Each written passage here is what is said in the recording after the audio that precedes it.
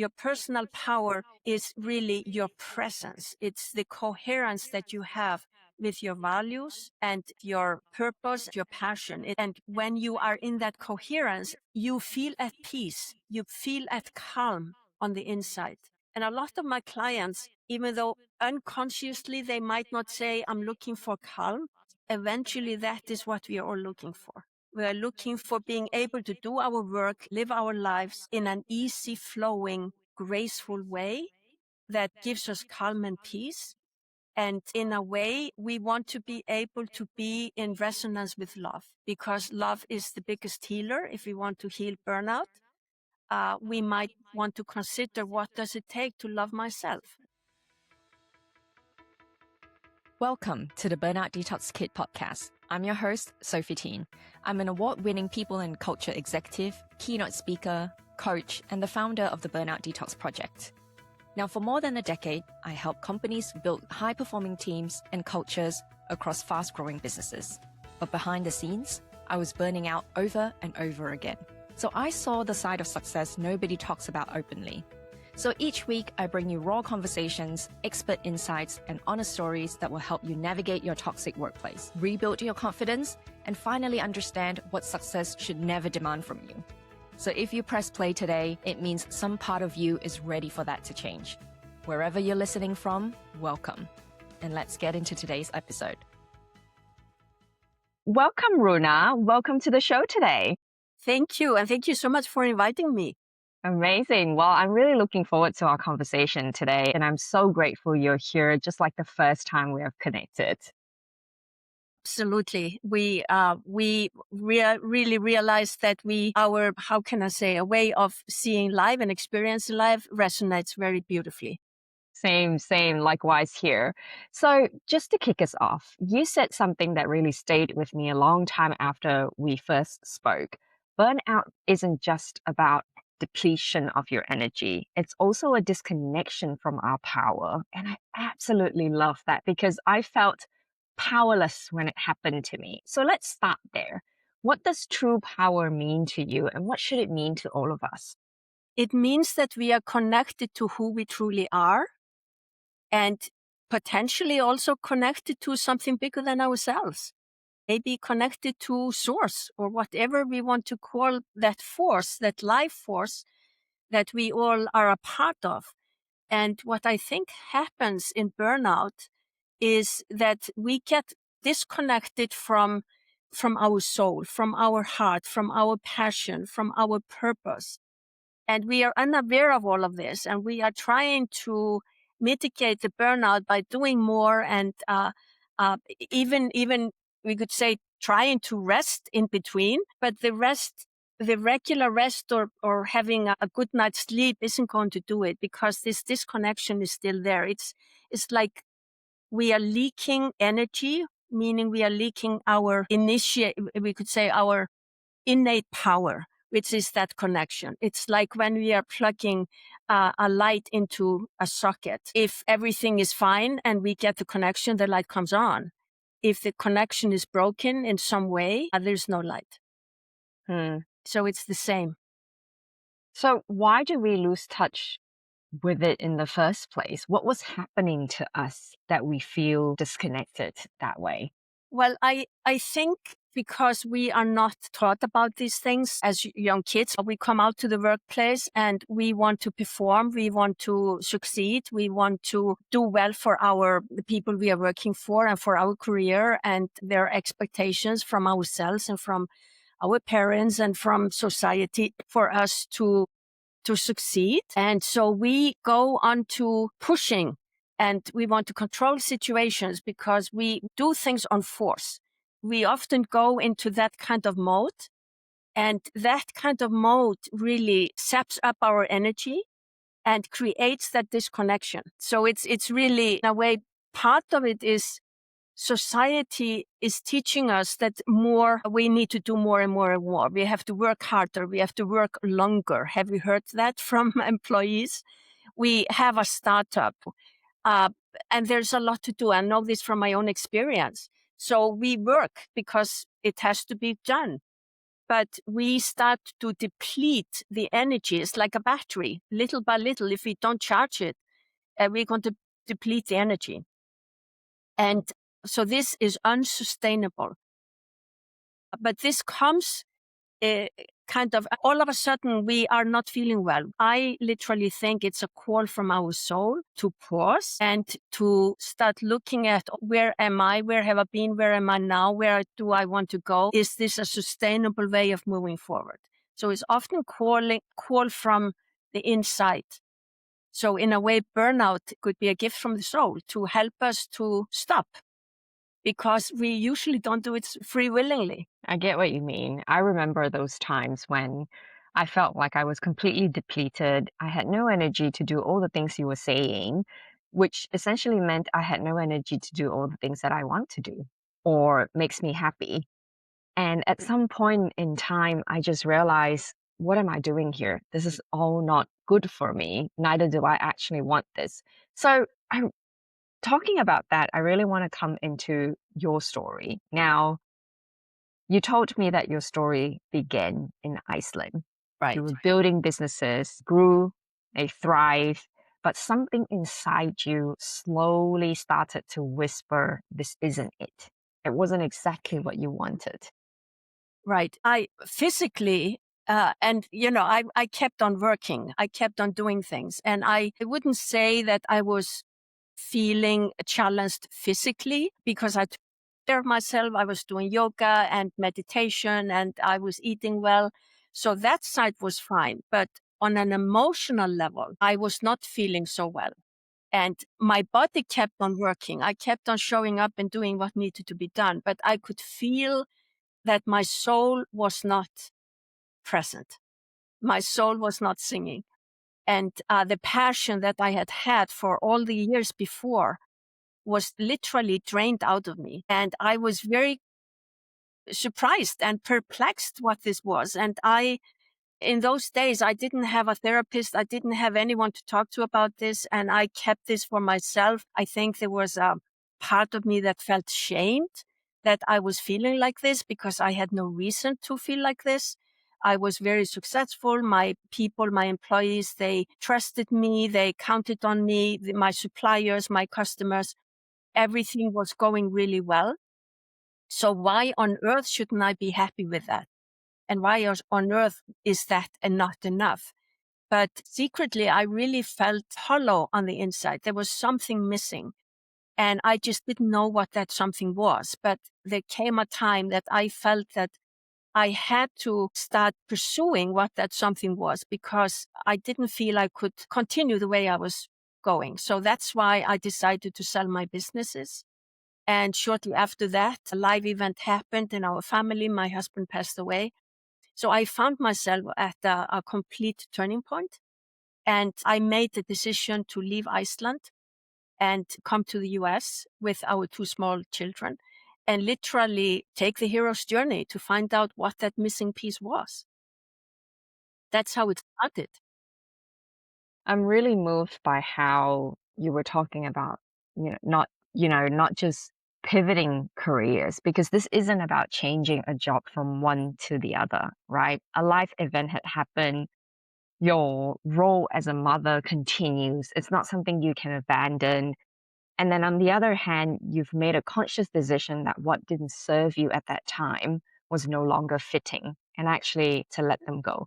Now, not many people, even if you say, back in the days, you didn't have resources like therapy and so forth, which we now feel like we have an abundance of, right? Absolutely. Yet, being able to be in that position to consciously make a decision to take yourself away from an environment that no longer serves you is a remarkable first move, where many people, even today, do not feel like they have the ability to do so. So I love the fact that you're talking about, connecting back with yourself using that decision that you've made.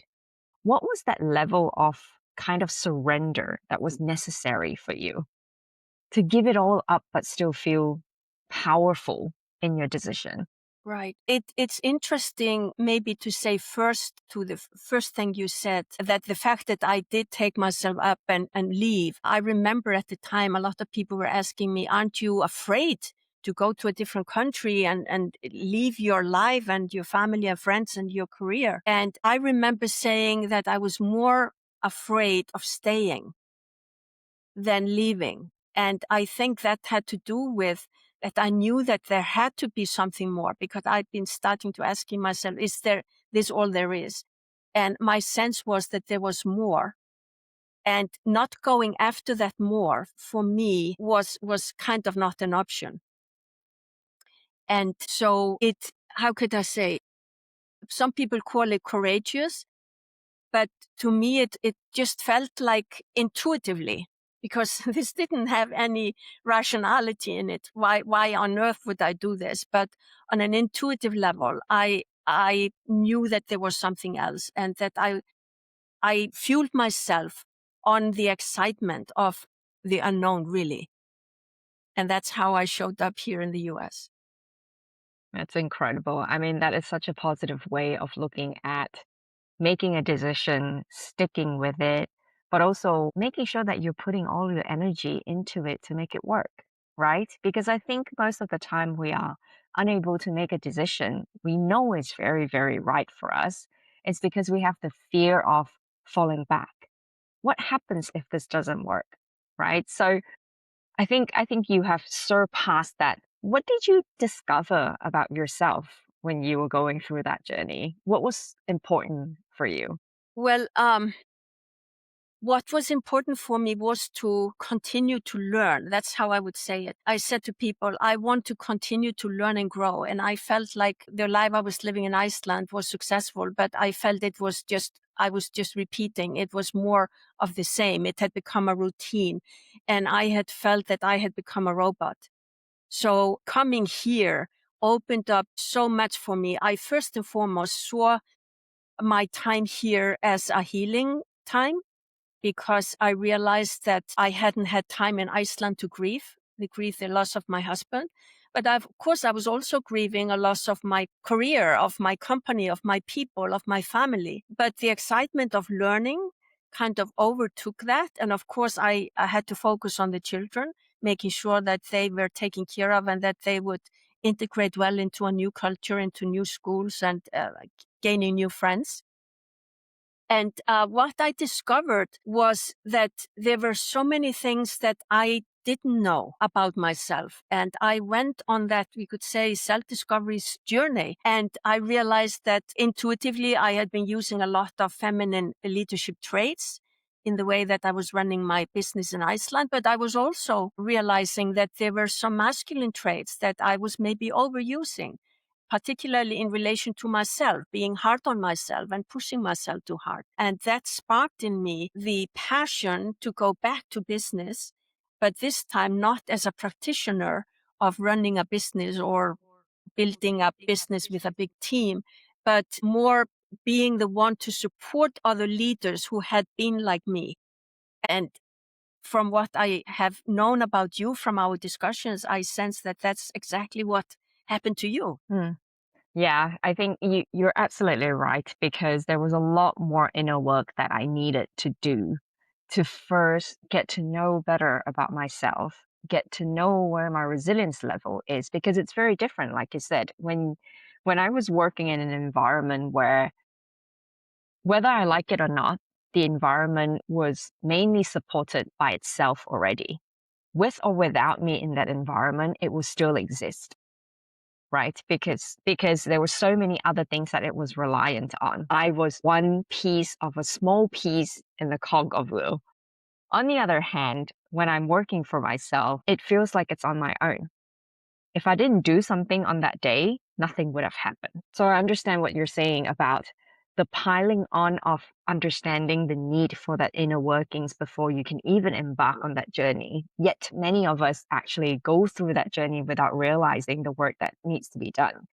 So many of us think that burnout is physical, right? You can't really function. You're completely disconnected from your body, but from a really physical form. And they think that it's about having too many meetings, doing too much work, having too much pressure, and then not getting enough sleep. But your experience is really unique because you were teaching others as well today that it's all about the energy. And like you said, it's about recognizing when your soul says enough. So, how can someone start getting in touch with that feeling if they've never been taught about it before? Right. Well, first thing is to pause and start to ask yourself the question, what is my real relationship with my energy? What is my relationship with my power? And that is a question that is a challenging question for so many people, because if we talk about power, it's a very taboo topic, and most people relate it to external power, positional power. But underneath that is our personal power, which is the foundation of all powers. We do have other powers like positional power, expertise power, experience power, social power, body power even. But underneath all of that is the foundation of our personal power. And that is what is so often overlooked. And we are all absolutely unique beings. There is no one else who is the same as we are, has the same feelings, has the same gifts and talents. And if we don't have a relationship to that energy that is, we could say, hosted in this body, we are disconnected. So in a way, we are taking stock of how we are feeling. We could call it an energy audit. And by doing that over time, you start to recognize your rhythm, for instance, and what energizes you and what doesn't. And maybe you start to realize that there are aspects of the work that you are doing that are literally sapping your energy and not feeding you and making you unhappy and struggling. So maybe the solution is to move within the organization to a different type of job that is more fitting for your gifts and talents. But that means you need to know who you are, what your gifts and talents are. Or it means that maybe you need to find another way of working, whether that is going to a different industry or trying out a different way of working or going on your own. So knowing yourself is really the key. We have habits that we have taken on over time. Often the creation of these habits are coming from something that happened to us. And if we don't start kind of identifying our behavior and our habits and our beliefs, we keep up that disconnection. That's really powerful because we need to do what you're really saying is we need to do the work. We need to understand ourselves. We need to listen to ourselves as well as we start to understand how we react to certain things and how we behave with certain situations. And then eventually come to a full circle where you make a decision that is right for you. That's right. But I still come back to the point where it is so difficult to know whether or not you are making the right decision. So you said earlier that every decision is a decision of power. In my mind, isn't, just a word that you use to describe something. It's basically how I've seen it work is it's a frequency of an action. If Right. you're used to making decisions that is right for you, then you're more likely to come to a point where the right decision happens at the right time, right? Right. In your world, how can we explain the difference between positional power, for example, versus personal power?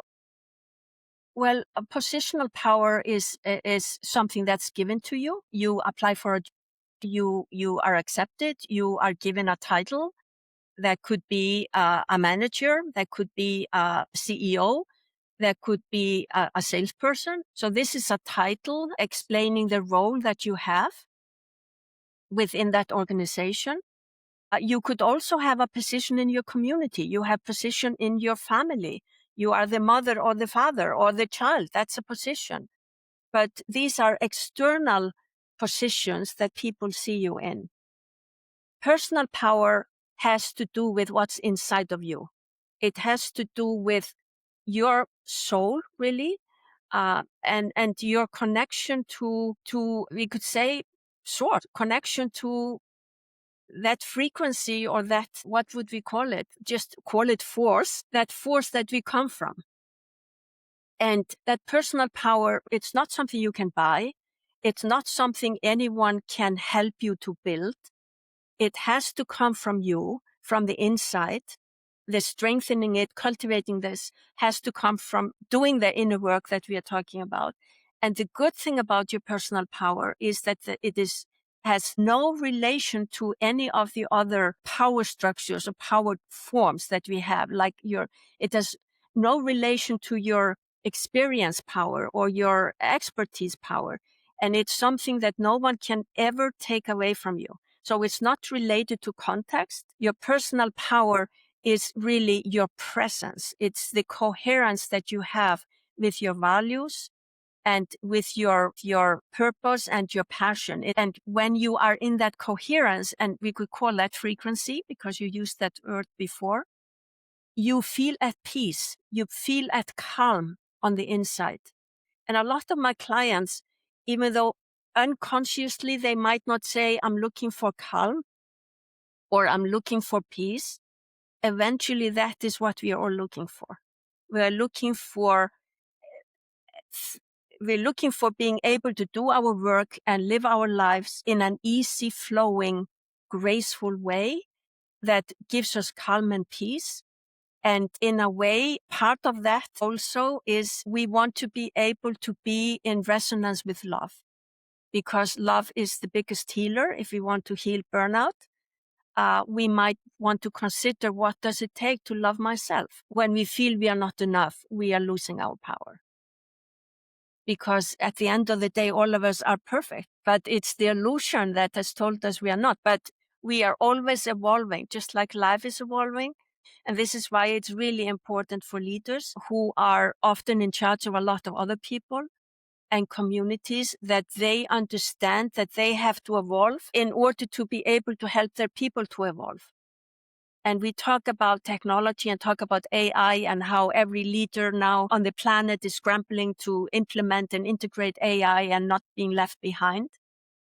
But the thing is that the leader himself also has to upgrade. Why do you believe so many leaders kind of stay stuck in the wrong kind of power, like you said, given your experience working with them? It is simply they don't know any better. If we don't do the inner work, there are so many of these habits that we do without understanding what impact it has on other people. And we call these blind spots. And therefore, when leaders are overusing their power, do not understand how it affects the people around them. And I think it's just a lack of education. And no one, as I said before, this is not taught to us in school or in our homes or in an MBA program. So how on earth are these leaders going to know these things? And therefore, I think that the leadership development is really, really important. And that is taken not as a nice thing to have, but literally as a competitive advantage. Speaking of power, I want to continue on this particular topic. You mentioned your company's name is True Power Institute, right? It's on point, it is on brand, what we define as power for ourselves, just actually getting to learn better about yourself to be hopefully the fullest version of yourself. But I also feel like it's a really bold move, because I have worked with many clients as a coach where the word power actually scares them. It's difficult to get someone who has been conditioned, or society has conditioned us, that power is a dirty word. Whether we like it or not, most of the time it's used that way, especially women.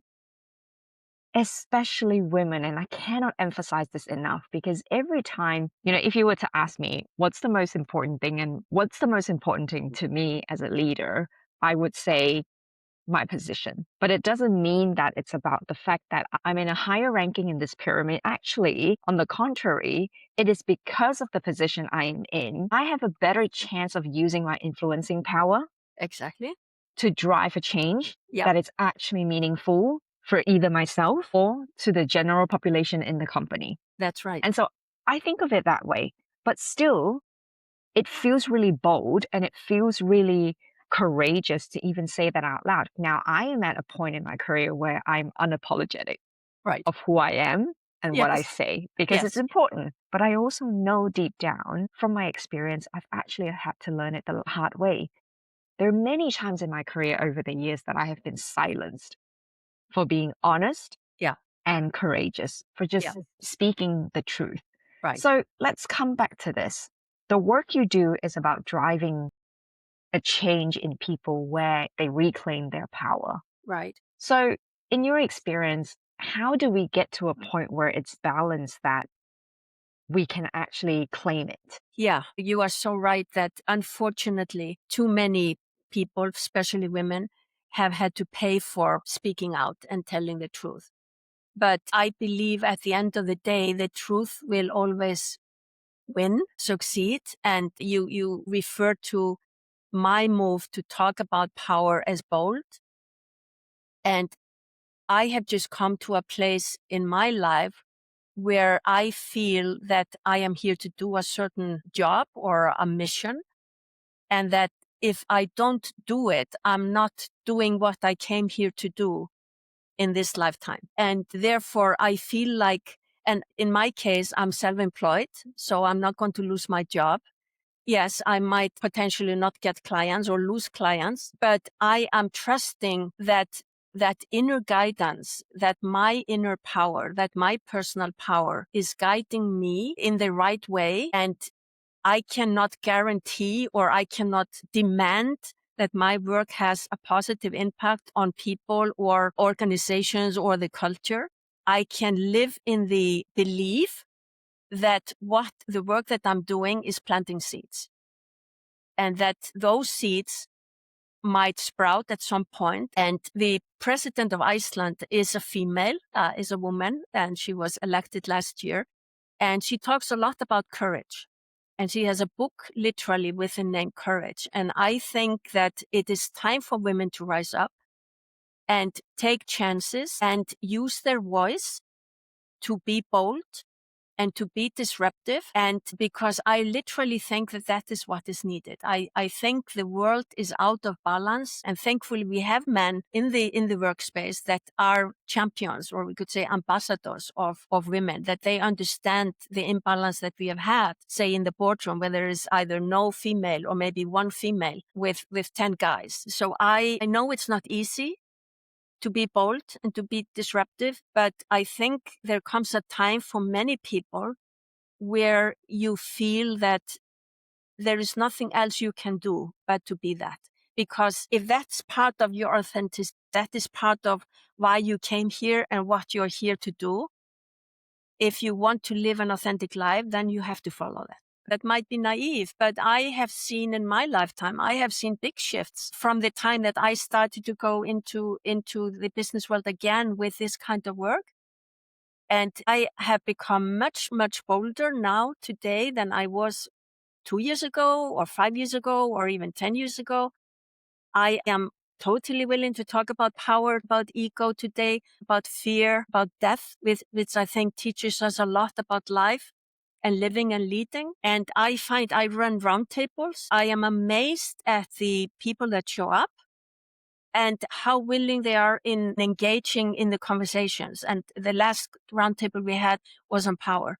And it was one of the most powerful sessions we have had. And people were not afraid to talk about it. And that was incredibly encouraging. And I was blown away with the language, these leaders. These are corporate leaders, entrepreneurs. I was amazed with the vocabulary that they have, and we could say the consciousness level that they had. So this is happening. I love to know that from someone like you who has been working with power for so long is feeling optimistic about where we're heading to. There's a thorough line in your story that I really want to honor, Runa, which is you have come a full circle, right? You start to trust yourself. You've embarked on this new journey where it's about serving others in a very different way while at the same time serving yourself. It's no longer a one-way street. For me, it feels like what you've really, really achieved is that balance of having a two-way street. It's a win-win situation. And I love that, right? The world got noisy, as we always see over and over and over again. You keep coming back to the inner workings, the inner knowing, and it feels like it's really, really anchored on you. I would love to know from a personal perspective, what was the most life-changing thing you have learned about yourself throughout this journey? I think the what I can tell you is that I was fearless in my entrepreneurship in Iceland. It was probably coming from ignorance. The more I started to awaken to more of who I am and that inner journey, what came was a lot of self-doubt. And I know this is very, very common with people, that when they start to look at themselves, they start to be critical and judgmental. And that's what we do. We judge not only other people, which we do plenty of, but we also judge ourselves. And so I became very judgmental of myself and had the feeling of not being enough. And I had to really work on tapping into that inner, we could say, inner gifts that I came into this world with. Everyone comes into this world with specific gifts and specific talents, and to really identify what that is and seeing how that can funnel into a work that is I am passionate about and I can do all day long because I'm passionate about it, and understanding that that is enough. And when you talk about the full circle, I was at the high in Iceland. I came to the US, started the inner journey. I went on a low. And for a long time, I didn't know how to bring out what it was that I had to offer, and was comparing myself to others and all of that. And then little by little, by continuing to do the inner work, which is never ending, might I say. And I would say that the discovery of that has really been fundamental for me. Kind of owning, we could say, owning up to who you are and why you are here. And like you said, and I love that, what you said, being unapologetic about it. Amazing. Well, thank you, Runa, for your time today. One final question. Obviously, for any person listening out there, or even a woman that is disconnected from their power, or any person who is floating in burnout, there's so many reasons why we need to stay connected to ourselves. What is the one truth you would want them to hear? That you have more power than you think you have. Where can people learn more about your work and obviously connect with you about the sacred space that you're now creating? Yeah. They can go to my website, which is www.truepowerinstitute.com. Amazing. Incredible. Well, once again, thank you, Runa, for bringing us back to center. I've absolutely loved our conversation. You've not just reminded, all of us, including myself, that healing is not about doing less. It's really important to recognize that the work continues. There's never any stop to it. Of course, you can take a pause from time to time. You go into your recovery journey, go into the nature, just like what you and I both love about being connected again with our soul. But the most important thing is to stay present, to stay attuned to ourselves, and to always listen to our soul. I absolutely love that. Just listen to your soul. Your soul will be thankful for it. Exactly. And you can be your own startup in that work. Well, incredible. Thank you again, Runa, for taking your precious time and teaching us all about power. And I hope the listeners enjoy it. You are welcome. And I enjoyed being with you and particularly talking about this topic. Thank you so much. Thank you, Runa. If this episode resonated with you today, make sure to follow and subscribe to the channel so you never miss a conversation as important as this. The Burnout Detox Kit is here to make sure ambitious people like you recover from the burnout without losing themselves in the process. So if you know someone navigating burnout right now, workplace toxicity, even simply trying to hold it all together, share this episode with them. You never know who might need to hear it. I thank you for your courage today, and thank you for being here. I'll see you in the next episode.